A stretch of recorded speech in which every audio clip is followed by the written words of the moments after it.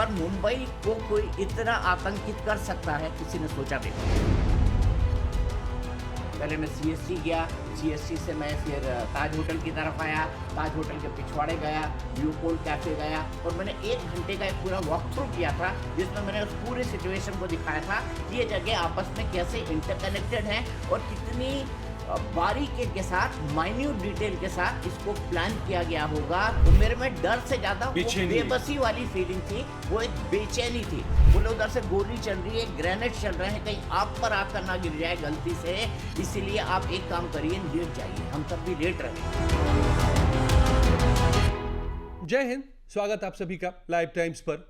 26/11 यानी 26 नवंबर 2008 की वो आतंकी घटना जिसने 3 दिनों तक मुंबई को न सिर्फ पूरी तरह से ठप कर दिया था, 166 लोगों की जान ली और देश ही नहीं पूरी दुनिया सकते में थी। तो कैसी थी वो घटना? कैसे उस घटना को अंजाम दिया था लश्कर-ए-तैयबा में? कैसे उस घटना, उस आतंकी हमले को का मुकाबला किया गया? कैसे ऑपरेशन ब्लैक टोर्नेडो चला गया? ये सब कुछ के अपनी आंखों से गवाह ग्राउंड जीरो पर थे। मेरे साथ वही शख्स इस वक्त मौजूद हैं, दीपक चौरसिया जी। दीपक जी, बहुत बहुत स्वागत है आपका इस बातचीत में। आज कई साल बीत चुके हैं, लेकिन जब भी ये दिन आता है पूरी दुनिया को बड़ी शिद्दत से वो याद आता है। और आपने तो अपनी आंखों से ग्राउंड जीरो पर कवर किया, आपके कई फोटोग्राफ और वीडियोस बहुत ही वायरल हुए थे। तो जरा बताइए कि सबसे पहले जब ये घटना घटी, आतंकी घटना, आप कहाँ थे, कैसे इसके बारे में जानकारी मिली? दरअसल मैं अपना 9 PM का शो करके अपने घर से वापस जा रहा था, अपने ऑफिस से, जिस चैनल के लिए मैं काम करता था। उस वक्त मैं स्टार न्यूज़ के लिए काम किया करता था और मैं अपना शो करके वापस जा रहा था। तभी ये खबर आई कि मुंबई में कुछ जगहों पर फायरिंग की खबर है। तब हमको ऐसा लगा, और हमको सबसे पहले जो जानकारी मिली वो ये थी कि लियोपोल्ड कैफ़े एक बड़ा फेमस कैफ़े था, जहाँ पर जिसको बहुत अच्छी रैंकिंग मिलती है अजय, जो हमारे ट्रैवल के ऐप्स होते हैं, गाइड्स होते हैं, उसके अंदर। और वहाँ पर खचाखच रहता है। लियोपोल्ड कैफ़े आप जाएंगे तो विदेशियों से खचाखच रहता है। तो पहली खबर ही आई थी। उसके बाद धीरे धीरे एक एक करके खबरें आने लगी कि मुंबई में कई जगह फायरिंग हुई है। तो सबसे पहले तो ये समझ आया कि शायद कोई गैंग वार हुई है, शायद 2 गैंग के बीच में आपस में किसी तरह का संघर्ष हुआ है, किसी तरह का विवाद हुआ है। लेकिन धीरे धीरे ये खबर बढ़ती चली गई। पहले खबर आई कि लियोपोल्ड कैफे से फायरिंग आई है, फिर वो आई ताज के पिछवाड़े से हो रहा है, ओबेरॉय ट्राइडेंट में हो रहा है, सीएसटी के अंदर हो रहा है, कुछ लोग बंदूक लेकर भाग रहे हैं। सीएसटी में तो आतंकी अजमल कसाब का वो फोटो सभी ने देखा था। तो यहाँ से ये समझ पड़ना शुरू हुआ और ये आतंकी घटना है। ये 1 घंटे बाद उस वक्त क्रैक हो पाया जब चारों तरफ से, मतलब मुंबई पूरी सीज में हो गई। हर आदमी को दौड़ा दिया गया जहां जहां से फायरिंग की आवाजें आ रही थी। और पुलिस को जो है, पुलिस के सामने बहुत बड़ा ये चैलेंज था कि कैसे उसका मुकाबला करे, क्योंकि एक जगह से खबर रुकती थी, दूसरे जगह से आ जाती थी, दूसरे जगह से रुकती थी, तीसरे जगह से आ जाती थी, तीसरे जगह से रुकती थी, चौथे जगह से आ सकती थी, फिर 5वीं जगह से रुकती थी, 6ठी जगह से आ जाती थी। तो एक बहुत कंफ्यूजन के हालात थे और उसी पशुपेश के हालात में हमारी पूरी एजेंसीज काम कर रही थी। और मैं ये भी कहूंगा कि कोऑर्डिनेशन की भी कमी थी, क्योंकि कभी किसी ने सोचा ही नहीं था कि इस तरह का कोई आतंकवादी हमला हो सकता है। हमने देखा ना अभी दिल्ली के अंदर किस तरह से कार बम फटा। किसी ने सोचा था कि कोई डॉक्टर, पढ़ा लिखा डॉक्टर, हालांकि पहले बड़े इंजीनियर जो हैं, अगर कहा जाए तो ओसामा बिन लादेन भी एक इंजीनियर था। इंजीनियर पढ़ी उसने और इंजीनियरिंग की पढ़ाई करने के बाद वो दुनिया का कुख्यात आतंकवादी बना। तो हमने ये भी नहीं सोचा था कि एक पढ़ा लिखा डॉक्टर इस तरह का कोई कार ब्लास्ट करेगा और शू बम ब्लास्ट करेगा। तो ये भी अपनी तरह की पहली घटना थी। और इस घटना को दबाने, छिपाने के लिए क्या क्या किया गया, उसकी भी षड्यंत्र की अपनी कहानी आ जाए। लेकिन यहाँ पे सबसे महत्वपूर्ण पॉइंट कि रात में मेरे ख्याल से ये 9:30 बजे के आसपास ये घटनाएं शुरू हुई। लगभग 11 बजे तक क्लियर हो पाया कि आतंकवादी हमला है और मुंबई पर एक बड़ा आतंकवादी हमला है। और दूसरी तरफ जो है तुकाराम उमले साहसी काम कर चुके थे, वो अजमल अमीर कसाब को पकड़ चुके थे। तो एक आइडिया लग चुका था कि क्या हो सकता है और क्या होना चाहिए। तो जैसे आप घर के रास्ते में थे, घर पहुंचे आप, फिर धीरे धीरे कुछ देर में ये साफ हुआ, फिर कैसे तय हुआ आप ग्राउंड जीरो के लिए? क्या कब रवाना हुए, कब? हम सब उसके बाद उठ के ऑफिस आ गए, ऑफिस से जो जी हम वापस ऑफिस आ गए। मैं उस वक्त के जो डीआईबी थे, director intelligence bureau, PC Haldar, उनके लगातार संपर्क में था और मुझे बार बार हर घंटे एक ऐसी खबर मिलती थी कि मतलब दिमाग फटने लगता था। अच्छा। मालूम पड़ा कि 3 अफसरों की मौत हो गई, मालूम पड़ा कि कई लोग मारे जा रहे हैं, मालूम पड़ा कि सीएसटी के अंदर ओपन फायरिंग हुई है, मालूम पड़ा कि ताज में आतंकवादियों ने शेल्टर ले लिया है, मालूम में भी पड़ा कि ट्राइडेंट ओबेरॉय के अंदर भी कमोबेश यही काम आतंकवादियों ने किया है, कुछ कमरों के अंदर घुस गए हैं, नरीमन हाउस के अंदर वो लोग जा रहे हैं। और नरीमन हाउस का तो हमने वो पूरा जो ऑपरेशन था जिसमें कमांडोज को उतारा गया था, हेलीकॉप्टर से उतारा गया था, नीचे उतरे थे और नीचे उतर के वो बच के आए थे, वो सब हमने देखा। तो जब ये तमाम जानकारियां लगी तो एक पत्रकार तो अपने घर पे नहीं रह सकता। मैं तुरंत ऑफिस आया, मैं घर भी नहीं गया, मैं तुरंत ऑफिस आया। ऑफिस आने के बाद मैंने देखा कि क्या फर्स्ट अवेलेबल फ्लाइट हो सकती है। मेरे ख्याल से उस दिन 4 बजे की एक स्पेशल फ़्लाइट चली थी। उस 4 बजे की एयर इंडिया की फ़्लाइट से मैं वहाँ पर पहुँचा था। 6 बजे सुबह 27 तारीख को मैं ताज होटल के सामने था। मैंने लगातार 3 दिन वहीं से रिपोर्टिंग की।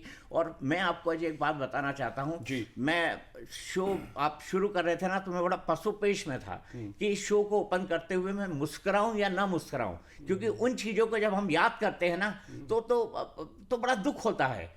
मतलब एक ऐसी अनुभूति होती है। मेरे साथ फ्लाइट में कई सारे लोग थे जो अपनों को खोजने गए थे। अच्छा। कई सारे ऐसे लोग थे। मेरी एक बहुत पत्रकार दोस्त थी, टाइम्स ऑफ इंडिया की लाइफस्टाइल फैशन की एडिटर थी। उनकी उस पूरे हादसे के अंदर मौत हो गई। उनके पति लगातार मेरे साथ थे और बस वो यही कोशिश कर रहे थे कि किसी तरीके से अंदर से कोई जानकारी मिल जाए। लेकिन कोई जानकारी मिलने वाली कौन जानकारी देगा जब पूरा होटल ही सीज के अंदर है। खुद सिक्योरिटी फोर्सेस को यह नहीं मालूम है कि कहाँ कहाँ पर आतंकवादी छिपे हुए हैं और कहाँ कहाँ से वो और हमला कर सकते हैं। तो मैं 6 बजे जब वहाँ पर उतरा, मात्र 9 से 10 मिनट में मैं मुंबई एयरपोर्ट से लेकर इंडिया गेट तक पहुँच गया था। अच्छा, ऐसे क्यों? इतना सन्नाटा, चारों तरफ सन्नाटा। इस तरह सड़कें खाली, ना ट्रैफिक लाइट चल रहा है, ना कुछ चल रहा है। जगह जगह कुछ इलाकों के अंदर पुलिस दिखाई दे रही है। हालांकि तब तक सीएसटी वाला मामला हट चुका था। कई सारी जो मुख्य जानें हैं हमारे जांबाज पुलिस अफसरों की, वो जा चुकी थी। हेमंत करकरे, सालस्कर साहब, विजय सालस्कर, हेमंत करकरे, अशोक कामटे, ये 3 लोग शहीद हो चुके थे। हाँ, ये तो पहले रात में ही हो गया था। ये तो मैं जब ऑफिस के अंदर था तब मुझको director intelligence bureau PC Haldar ने कंफर्म किया कि हाँ ये हो गया है। ये खबर तब तक आने लग गई थी, पर मुंबई को कोई इतना आतंकित कर सकता है किसी ने सोचा भी नहीं था। ये सबसे जो भयावह घटना उसमें थी कि कई जगहों पर अटैक था। कंफ्यूजन किस तरह था, दीपक सर बता रहे थे इसको। अब मुसीबत ये हो गई सबसे बड़ी कि आतंकियों ने इसके बाद अंधाधुंध फायरिंग, चाहे वो रेलवे स्टेशन पर उन्होंने किया हो, हॉस्पिटल में किया हो, या फिर सड़क पर किया हो, होटल्स में जाकर किया हो, उसके बाद उन्होंने शेल्टर ले लिया। नारीमन हाउस में शेल्टर ले लिया, सबसे ज्यादा शेल्टर लिया ताज में ले लिया। और ताज होटल इतना बड़ा एरिया भी बना हुआ। और ताज का मैं कई बार रुका हूँ उस होटल के अंदर। मतलब आप जाएंगे तो पैलेस जैसा आपको वो लगेगा अंदर से, जो ओल्ड उसका पैलेस है। बिल्कुल एक उसी स्टाइल में बनाया गया है, उसी स्टाइल में उसको बनाया गया है। वो एक पैलेस है। पैलेस विंग जो है पूरा अलग, पैलेस विंग पूरा अलग से है। ये लगभग 4 से 5 मंजिला है पूरा का पूरा पैलेस विंग। और पैलेस विंग में मतलब आप खुद भी आकर आप रुके होंगे ना तो भी आपको भूल भुलैया लगेगा। वो बना कमोबेश इसी तरह का, एक बड़ा राजमहल की तरह बना हुआ है। और उसमें जाने के कई दरवाजे, आने के कई दरवाजे। ये लोग ताज टावर के अंदर भी थे, ये लोग ताज पैलेस के अंदर भी थे। दोनों तरफ आतंकवादी थे, एक तरफ थे ऐसा नहीं है। और उनको ढूंढ कर मारना, उनको न्यूट्रलाइज करना सबसे बड़ी चुनौती है। और सबसे दुर्भाग्य की बात ये बताऊं कि हमारे कुछ टेलीविजन चैनल जो लाइव हो रहा था इन 4-5 जगह, पहली रात उसका सीधा प्रसारण कर रहे थे, जिससे आतंकियों के आका जो बैठे हुए थे पाकिस्तान में अंदर, वो उसको लाइव देख रहे थे। तमाम हैंडलर, जिसमें जकीर रहमान लखवी भी एक था, ये तमाम हैंडलर्स उसको देख रहे थे। और देखने के बाद अपने आतंकियों को कह रहे थे, अब ऐसे मारो, अब ऐसे मारो, अब ऐसा होगा, अब ऐसा करो, अब वैसा करो। तो ये भी अपने आप में एक बहुत शॉकिंग एस्पेक्ट था इस पूरी कवरेज का। हालांकि मैं उन चंद रिपोर्टर्स में था जिसने कुछ भी ऐसा लाइव नहीं दिखाया जिससे इस तरह का फर्क पड़े। मुझे याद है एक पत्रकार जो है, नाम नहीं लेना चाहूंगा मैं, वो ट्राइडेंट होटल के अंदर भी घुस गई थी और यही बताने की कोशिश कर रही थी लगातार। उनको लगा कि ऐसी रिपोर्टिंग करेंगे तो कुछ ज़्यादा प्राइज वाइज मिलेंगे, तो उनको शायद ऐसा लगा। लेकिन बाद में उसकी बहुत आलोचना हुई, बाद में लोगों ने जी भर भर के उसको कोसा और बताया कि आपने कितना गलत किया है, देश के जो जवान हैं उनकी जान को आपने मुश्किल में डाला है। लेकिन वो 3 दिन, मैं आपको बताऊं, वो 3 दिन ऐसे थे जिसको शायद मैं फिर कभी याद करना नहीं चाहूँगा। मैं सबसे पहले उतरा था, मुझे याद है, मैंने पूरा एक चक्कर काटा था। मैं पैदल चलता हुआ इंडिया गेट से चला, पहले मैं सीएसटी गया, गेटवे ऑफ इंडिया से, सॉरी गेटवे ऑफ इंडिया से चला, पहले मैं सीएसटी गया, सीएसटी से मैं फिर ताज होटल की तरफ आया, ताज होटल के पिछवाड़े गया, लियोपोल्ड कैफे गया और मैंने 1 घंटे का एक पूरा वॉक थ्रू किया था जिसमें मैंने उस पूरे सिचुएशन को दिखाया था कि ये जगह आपस में कैसे इंटरकनेक्टेड हैं और कितनी बारीकी के साथ, माइन्यूट डिटेल के साथ इसको प्लान किया गया होगा ताकि लोगों को जो है कम समय में आप तमाम प्रोमिनेंट जगहों पर पहुंच जाओ। और मैं तो ये मानता हूं कि वो भारत पर हमला नहीं था, वो पूरी दुनिया पर हमला था। अजय, मैं इसलिए इस बात को कहता हूं क्योंकि मैंने 9/11 के बाद काफ़ी कवर किया था अमेरिका जाकर 9/11 के उस घटना को, तो वहाँ पे बताया जाता था कि ये देखिए ये पूरी दुनिया पर हमला है क्योंकि इतने देश की नागरिकता वाले लोग मारे गए हैं। ऐसा कमोबेश ताज के अंदर भी हुआ था, ऐसा कमोबेश मुंबई हमले के दौरान भी हुआ था। लेकिन अनफॉर्चुनेट हमारे दिमाग के, हमारे पॉलिटिकल मास्टर्स के दिमाग में शायद उस वक्त कुछ और चल रहा था। तो मैं फिर से लौटता हूँ ग्राउंड जीरो पर, जो आपने कहा कि पूरे पहले आपने सारा सिचुएशन दिखाया, वॉक थ्रू आपने किया चारों तरफ घूम करके। क्या उस वक्त किसी भी कोई भी लम्हा में डर भी था कि आतंकी हमला चल रहा है, गोलियां चल रही हैं, दोनों तरफ से फायरिंग चल रही है, क्रॉस फायरिंग हो रही है, आतंकी छिपे हुए हैं, अब वहां पर एनएसजी का कमांडो ऑपरेशन चल रहा है, कोई डर किसी लम्हा? पहला दिन तो कैओस था। मैं आपको बताऊं, पहले दिन हमारी एजेंसीज के बीच किसी तरह का कोई कोऑर्डिनेशन नहीं था। मुंबई पुलिस को नहीं पता क्या कर रहे हैं, सबसे पहले मरीन कमांडोज आए, उनको नहीं पता क्या करना है, उसके बाद एनएसजी आई, एनएसजी का तो एक पूरा पेपर प्लान डला था। लेकिन उससे पहले जितने भी लोग आए, उसमें आर्मी भी कूदी, उसमें एयरफोर्स के लोग भी आए, क्योंकि आपने तो उस ऑपरेशन को देखा, सभी लोगों ने देखा उस एयरफोर्स के ऑपरेशन को जिसमें नरीमन हाउस को हमने छुड़वाया था, आतंकवादियों से मुक्त कराया था और हमने वहां पर आतंकवादियों को मारा भी था। 2-2 की संख्या में 10 आतंकवादी चारों तरफ बढ़ गए थे, जिसमें से 9 मारे गए और 1 पकड़ा गया, जो अजमल अमीर कसाब, और बाद में जिसको फांसी भी दी गई।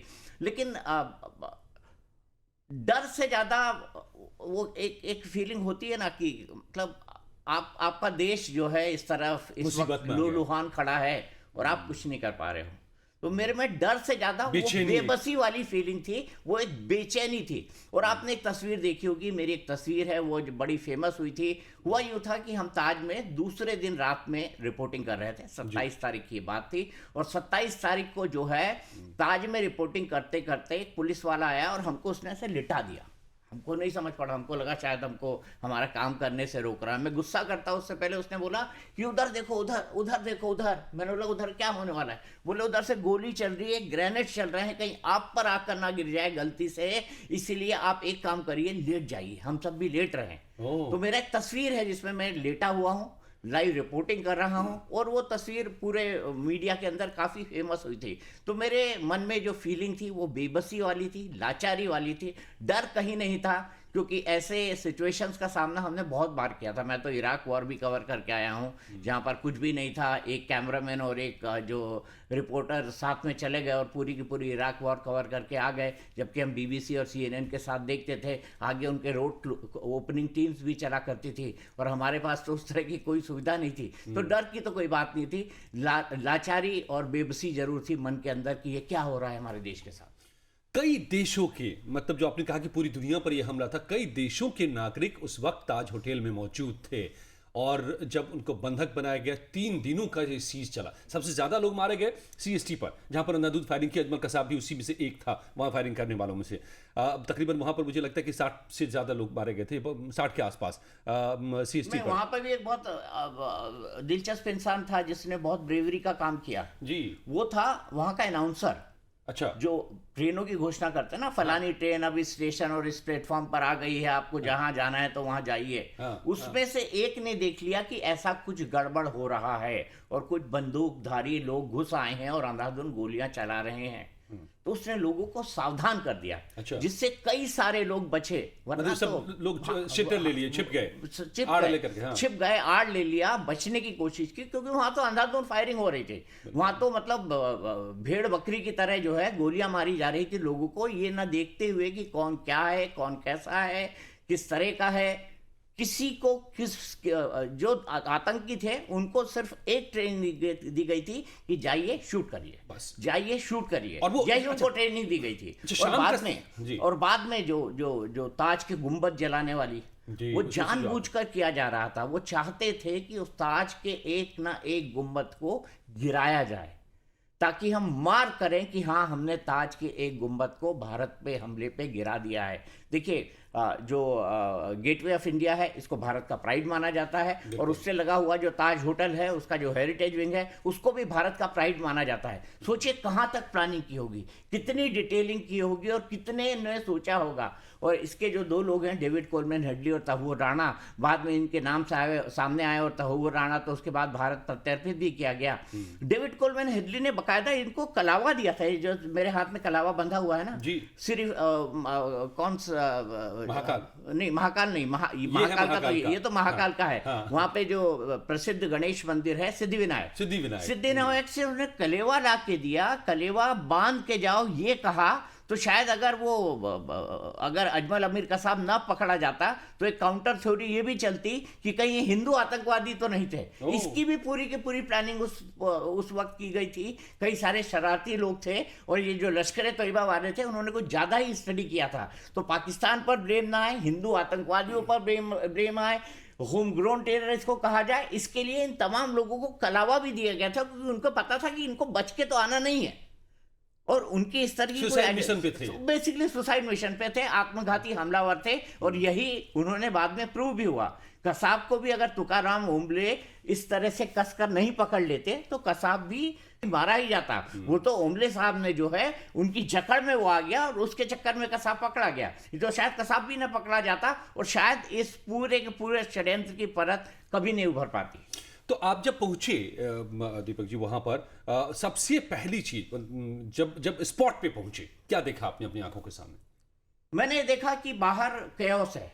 कैओस इन द सेंस कि हमारे जितने भी सुरक्षा बल से जुड़े हुए बड़े बड़े अफसर थे, सब मैंने वहां खड़े देखे, सब मैंने वहां चिंतित। आम लोग तो नहीं रहे होंगे? आम लोग तो बिल्कुल नहीं, खाली हो चुके। कुछ लोग सेवा के लिए जरूर आए थे। अच्छा। कि अगर कोई घायल है, अगर वो कोई निकल के आ रहा है, उसको किस तरह से मदद दी जाए, कोई लोग वहां फंसे हुए हैं, उनको किस तरह से निकाला जाए। अच्छा। इस तरह के कुछ वॉलंटियर्स थे, और ऐसी सिचुएशन में इस तरह के कई वॉलंटियर आ जाते हैं। लेकिन वहां पर मुझे जो दिखाई दिया वो कैओस दिखाई दिया, क्योंकि पहले दिन जब मुंबई के पुलिस कमिश्नर, डीजीपी, मेरे ख्याल से डीजीपी या पुलिस कमिश्नर, कुछ दोनों में से एक, एन रॉय हुआ करते थे उस जमाने में।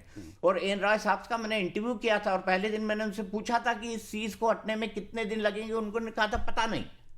तो आप सोच सकते हैं, तो ये कंफ्यूजन मुझे ग्राउंड के ऊपर भी दिखाई दिया, उन एजेंसीज के अंदर भी दिखाई दिया। और मैं मानता हूं कि 24 घंटे तक एजेंसियों का आपस में ना तारतम्य था, ना कंट्रोल था, उस कंट्रोल को मैनेज करने में। और ये घटना इस तरह की थी और इस तरीके से प्लान की गई थी कि आप सोच भी नहीं सकते उस तरह का कोई आतंकी हमला हो जाए तो सुरक्षा एजेंसियों के हाथ पांव फूलना स्वाभाविक था। ये प्लानिंग का हिस्सा था कि कंफ्यूज कर दिया जाए। बिल्कुल। इसलिए मल्टीपल टारगेट पर फैला दिया गया था, चारों तरफ एक केओस क्रिएट किया गया था कि पता नहीं कितनी जगहों पर हमले हो रहे हैं, किस तरह का हमला, ये समझने में काफी वक्त लग गया। लेकिन मैं एक चीज यहाँ पे जोड़ना चाहूंगा। जब आपने बोला कि आपको क्या दिखाई दे रहा था, रुक रुक के गोलियों की तर मतलब एयरपोर्ट से आप सन्नाटे में आए, एक तो अपनी चौंकाने वाली बात, स्पॉट पे पहुंचे तो गोली की आवाज। बिल्कुल बिल्कुल, ये गोलियों की आवाज ताज होटल से भी आ रही थी, ये गोलियों की आवाज़ रुक रुक कर जो ओबेरॉय ट्राइडेंट होटल था उससे भी आ रही थी, और ये गोलियों की आवाज़ शाबाद हाउस से भी आ रही थी, नरीमन हाउस से भी आ रही थी, क्योंकि उसको उस ऑपरेशन होने में भी कई घंटे लग गए थे। और उसी के बाद हुआ था, ये एक रूल आया था कि आप लाइव एक्टिविटी को इस तरीके से न दिखाएं, और उसके बाद जो भी दिखाया जाता था वो डिफर्ड दिखाया जाता था, थोड़े टाइम के अंतर के बाद दिखाया जाता था। तो मेरे ख्याल से अजय काफ़ी मैंने आपको बता दिया कि 26/11 को क्या हुआ, लेकिन वो बेबसी, वो लाचारी मैं कई बार महसूस करता हूँ जब उस वाक़ये को याद करता हूँ। और हर 26 नवंबर जब आती है तो मैं सोचता हूँ कि भारत पे ऐसा दिन फिर कभी ना आए। तो एक आखिरी सवाल, आप तो लगातार कवर करते रहे हैं, इस घटना से भारत ने क्या सबक लिया, और उसके बाद क्या आतंक के खिलाफ लड़ाई में तब्दीली क्या आई, क्योंकि अपने आप ये मोड़ बना जाता है एक आतंक से लड़ाई में ये घटना। हमने जो चेंजेस किए कॉस्मेटिक चेंजेस से, मुझे लगता है कि उस वक्त पाकिस्तान को पुरजोर उनको पलटकर जवाब दिया जाना था, लेकिन उनकी सरकार ने जवाब नहीं दिया। इसके बारे में भांति भांति की रिपोर्ट सामने आई हैं। एक रिपोर्ट में ये कहा गया, पूर्व अमेरिकी राष्ट्रपति बराक ओबामा ने अपनी पुस्तक द प्रॉमिस्ड लैंड के अंदर लिखा हुआ है कि तब मैंने मनमोहन सिंह से पूछा था कि आपने ये हमला क्यों नहीं किया पाकिस्तान के ऊपर, और पाकिस्तान को इसका जवाब क्यों नहीं दिया। तो मनमोहन सिंह का जवाब था कि इससे शायद बीजेपी को फ़ायदा हो जाता। ये जवाब मनमोहन सिंह ने द प्रॉमिस्ड लैंड में बराक ओबामा को दिया था। तो ऐसी कई सारी चीज़ें हैं, ऐसी कई सारी बातें हैं। मेरे ख्याल से 26/11 का जो जवाब पाकिस्तान को दिया जाना था वो हमने सही जवाब नहीं दिया था। और आज भी आप देखिए, ढाक के 3 पात, ज़कीर रहमान रखवी है वहाँ पर, हाफिज़ सईद है वहाँ पर, जितने लोग इसके प्लानर्स हैं, एग्जीक्यूटर्स हैं, अभी तक जो है ऑपरेशन सिंदूर से पहले हमने डायरेक्ट अटैक उन पर कभी नहीं किया था। अब लगता है आपको कि अब आतंक के खिलाफ जो मुकम्मल जवाब है वो अब दिया जा रहा है ऑपरेशन सिंदूर के जरिए, जो दावा किया जा रहा है, इज दैट इनफ, काफ़ी है ये? नहीं, मुझे लगता है कि और कड़ाई की ज़रूरत है, क्योंकि अब देखिए दिल्ली ब्लास्ट हो गया। दिल्ली ब्लास्ट के बाद हमने एक रूल बनाया था कि भारत पर किसी भी तरह की आतंकी हमला जो है वो देश पर हमला होगा, और रूट पर हम अटैक करेंगे। लेकिन अभी तक सरकार के उस कदम का इंतज़ार है। हो सकता है थोड़ा देर आए लेकिन दुरुस्त आए, हम सरकार से उम्मीद करते हैं। लेकिन मुझे ये लगता है, कम से कम मैं अजय भाई पाकिस्तान 6 बार गया हूँ, और 6 बार मैंने जो है पाकिस्तानियों को बड़े नज़दीक से देखा है। वो देश ऐसा है, वहाँ पे सिर्फ 3 लोगों की चलती है, अल्लाह, आर्मी और अमेरिका। अमेरिका तो फिर से गुड बुक्स पाकिस्तान की गुड बुक्स के अंदर आ गया है। तो पाकिस्तान, मतलब मैं क्या कहूँ, वो देश बड़ा फुकरा है, बड़ा फितरती है। तो वो भारत के खिलाफ कभी षड्यंत्र करना छोड़ेगा नहीं, और हर बार उसको पलट के हमको जवाब देना ही चाहिए और देना ही पड़ेगा। आतंक के खिलाफ जंग अभी भी जारी है, लेकिन उस आतंक के खिलाफ जंग में एक जो मोड़ 26/11 का रहा है, उसने वाकई सब कुछ बदल दिया। आतंक की समझ को बदल दिया, आतंक को कैसे रिस्पॉन्ड किया जाए, एक लंबी उसके बाद प्रक्रिया चली है, और आज भी वो प्रक्रिया जारी है। और अब ऑपरेशन सिंदूर जैसे हम सीधे हमले तक पहुंचे हैं, लेकिन आतंक अभी भी जारी है। और उस आतंक की घटना यानी 26/11 के गुनहगार, जैसा अभी दीपक जी ने बताया, कि आज भी पाकिस्तान में बैठे हैं। तो हमें इंतजार इस बात का है, भारत को इंतजार इस बात का है कि कब उनको न्याय उनके साथ किया जाता है, उनको कटघरे में लाया जाता है। लेकिन ये आंखों देखी थी दीपक जी की। आपको अगर ये बातें, जानकारियां कैसी लगी, ये हमें ज़रूर बताइएगा। वीडियो पसंद आई हो तो लाइक और शेयर ज़रूर कीजिएगा। बहुत बहुत धन्यवाद Deepak ji, thank you so much. Thank you Ajay भाई।